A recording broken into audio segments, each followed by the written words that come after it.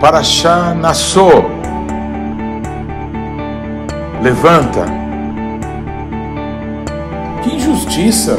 Uma das famílias dos levitas não receberam nem um carro e nem bois. Que divisão injusta, não é? Será? Você já ouviu falar sobre o voto de nazireado? Sabe o que isso quer dizer e o que ocorre com uma pessoa que faz esse voto durante esse período? Você sabe, né? Que quem nos abençoa é Deus e não o sacerdote que fala as palavras de bênção. Vamos descobrir mais? Tem coisas incríveis nessa paraxá. Vamos juntos. Shalom, pessoal. Eu sou Paulo de Tarso e esse é o programa A Minha Torá.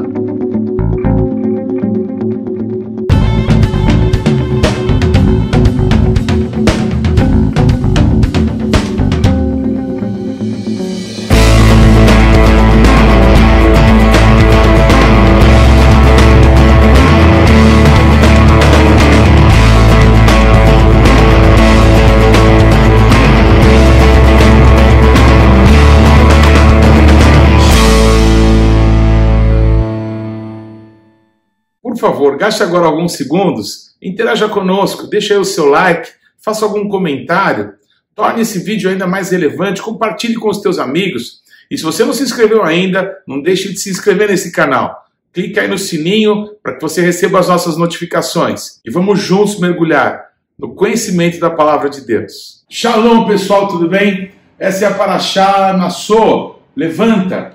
O nosso Deus, Ele ordena que os levitas possam ser contados. Todos os homens de 30 a 50 anos são as pessoas que iam servir o nosso Deus em nome de todo o povo de Israel, ali próximo de Deus. São as pessoas que trabalhariam com o Mishkan, como o santuário, os chamados mais para perto, cada um com uma função muito bem estabelecida, muito bem definida, segundo as suas casas paternas, mas todos ali representando o desejo do nosso Deus, que sempre foi que nós fôssemos um reino de sacerdotes, todos, de alguma forma, envolvidos no serviço ao nosso Deus.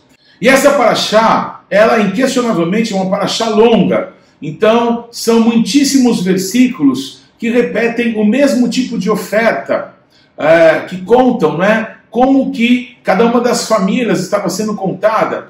Então, por isso que nós já falamos que esse livro Bimidbar, ele tem um nome em português e em alguns outros idiomas como números, por conta das contagens, dos censos que são levantados. Talvez muitas pessoas percam o interesse por achar que isso não tem importância, por achar que são coisas menores. Mas quando tentamos perceber, além, não é, do nosso olhar comum, que para ser chamado, para participar das coisas de Deus, não é?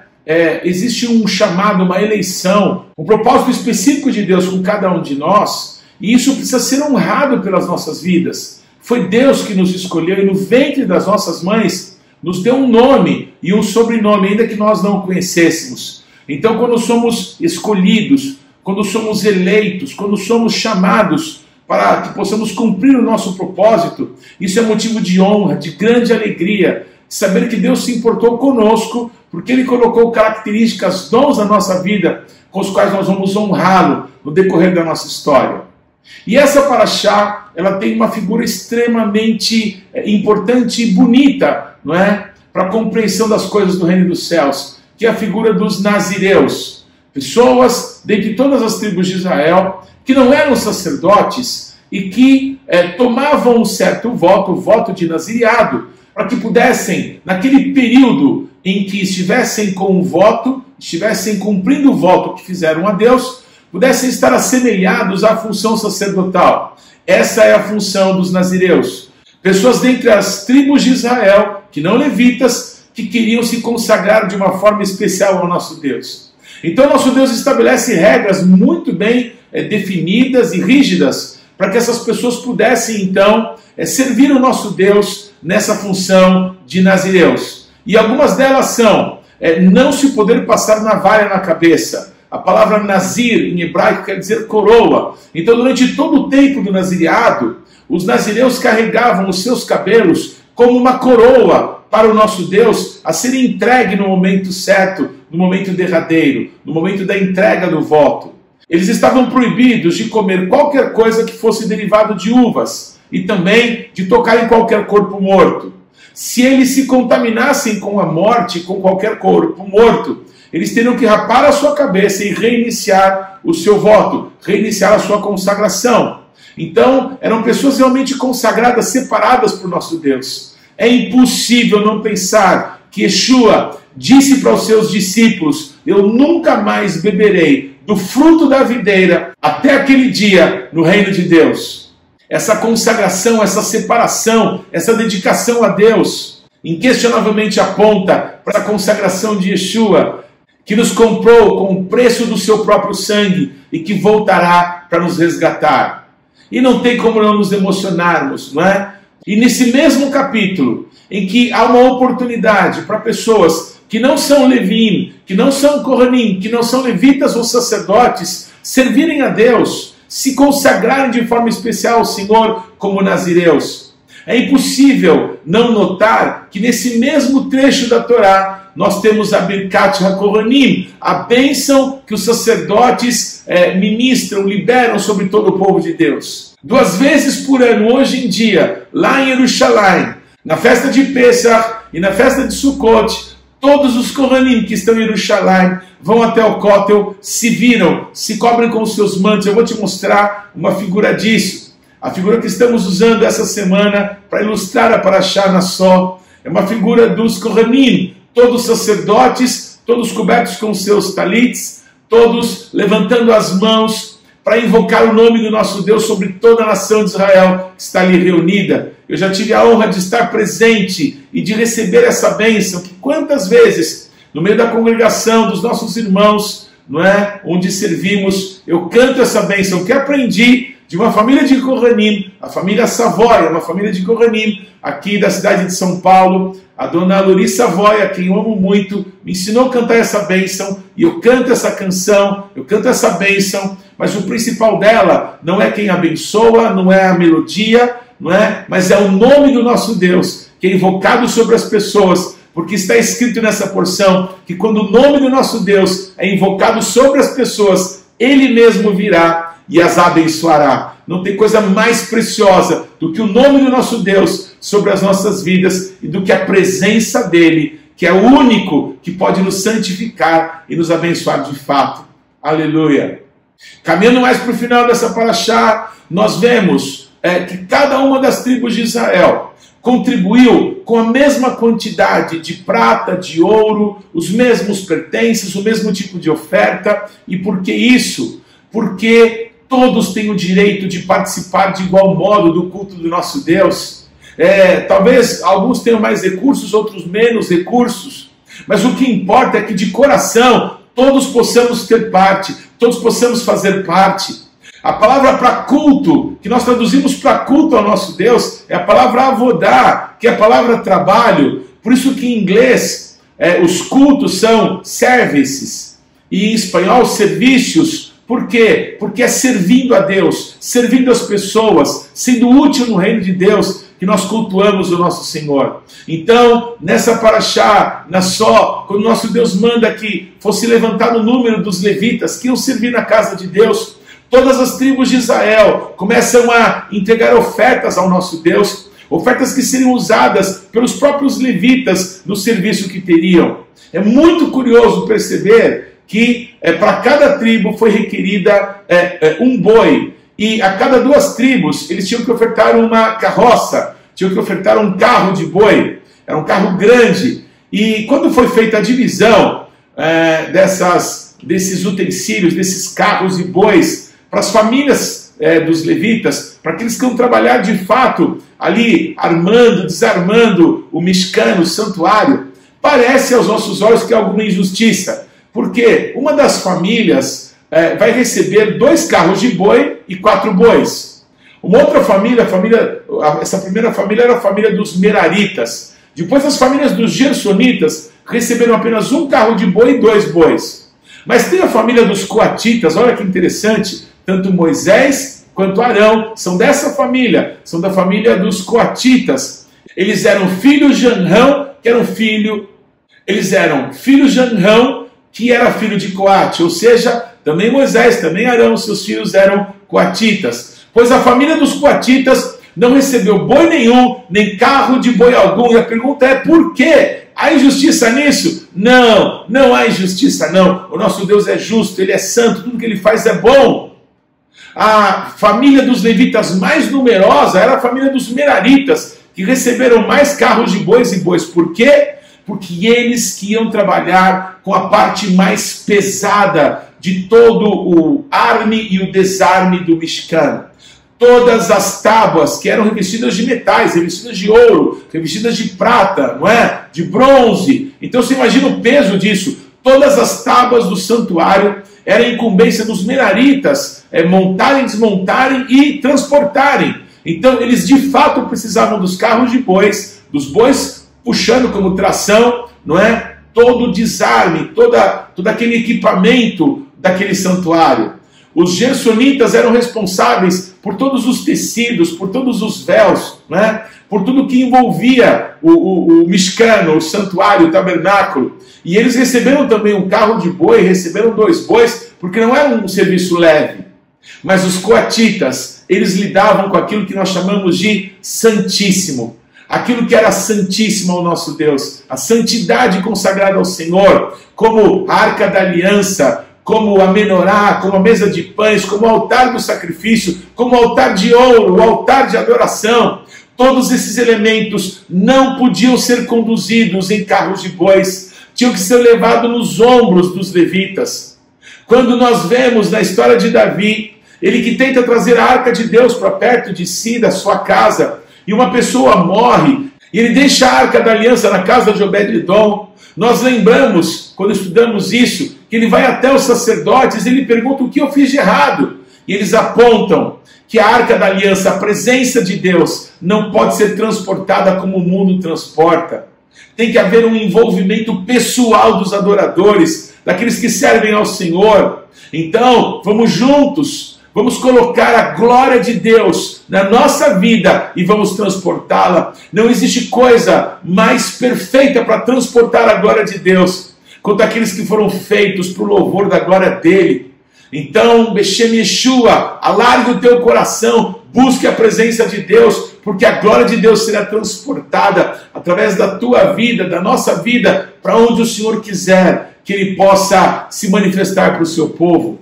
Para encerrar essa paraxá de hoje, tão tremenda, tão maravilhosa, nós vemos que na Haftará há uma menção do momento em que o anjo do Senhor, leia-se, anjo do Senhor, anjo com letra maiúscula, não é? Malach, Malach Adonai, o anjo do Senhor, aquele que é enviado em nome do Eterno. Esse não é outro, não sei, Yeshua, aquele que veio nesse mundo em carne, mas antes de ter nascido no ventre de uma das virgens de Israel, aparece inúmeras vezes na Bíblia, e quando ele aparece, ele demonstra, ele manifesta coisas que um anjo qualquer não poderia, ele recebe adoração.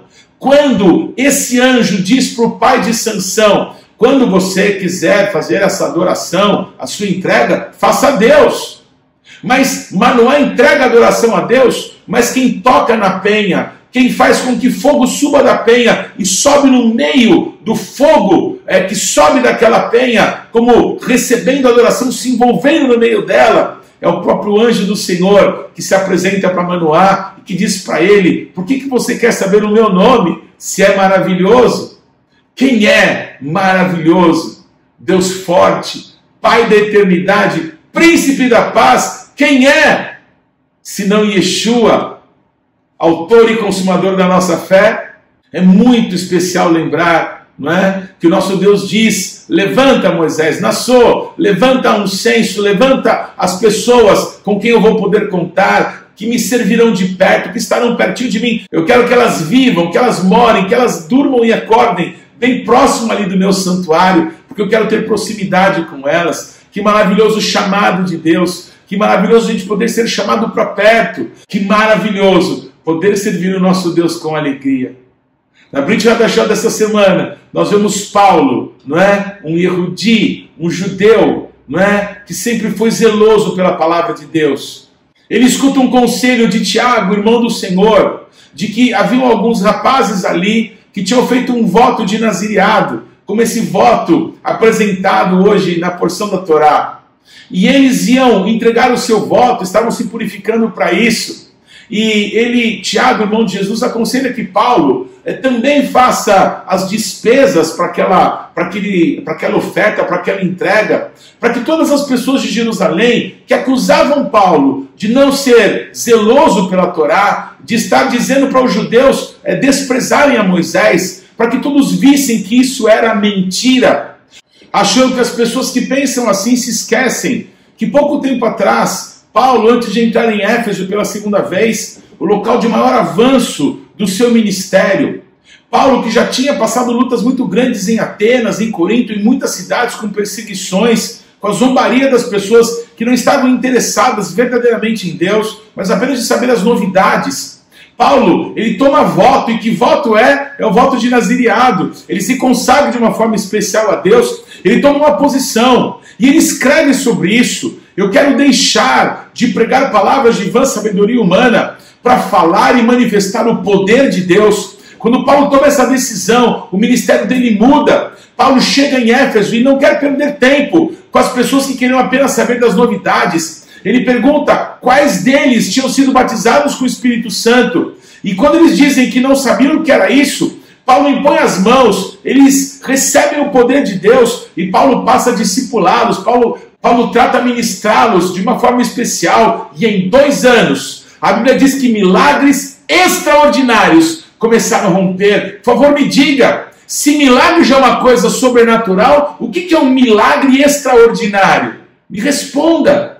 Pois foi assim, o Evangelho, as boas novas do Mashiach glorioso de Israel, começou a tocar em incontáveis pessoas, e a Ásia ouviu falar de Yeshua, ouviu falar da salvação que vem dos judeus, e que o nosso Deus desejou que tocasse todas as nações da terra. Que você entenda que o nosso Deus tem um propósito com a tua vida, que no ventre da tua mãe Ele te chamou, Ele te deu um nome e um sobrenome, ainda que você não o conhecesse. Quando Ele declara, levante para mim, quais são as pessoas com quem eu posso contar, que você possa ter o teu nome arrolado, não é? Nesse grupo de pessoas que nessa geração servirá ao nosso Deus, que o nosso Deus te levante, que o teu nome faça parte, que você sirva a Deus com alegria, e que em tudo Yeshua seja honrado através da tua vida e da tua história.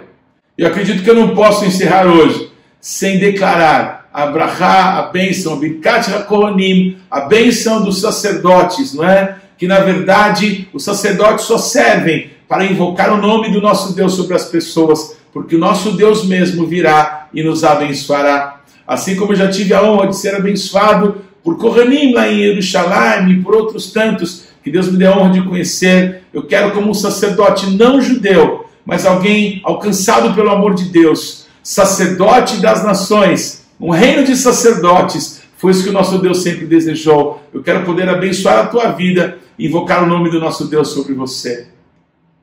Yevarecha Adonai veishmerecha, Yair Adonai panav elecha vehoneka, His Adonai panav elecha veyasem lecha shalom. Que o Eterno te abençoe e te guarde. Que o nosso Deus levante sobre você o seu rosto e tenha de você misericórdia. Que sobre a tua vida o nosso Deus levante a sua presença e te dê paz. Eu invoco sobre você o nome do Deus Todo-Poderoso, e Beshem Yeshua Mashiach, eu te abençoo. Se tu uma bênção, anda diante do nosso Deus e ser perfeito. Amém! Que mitzion tesetorá, o Dvar Adonai Yerushalayim, e de Sião virá a lei e a palavra de Deus de Jerusalém. Não se esqueça, o Shabat não pertence à semana que está terminando. O Shabat não pertence à semana que está começando. O Shabat pertence ao Eterno. Shabbat Shalom.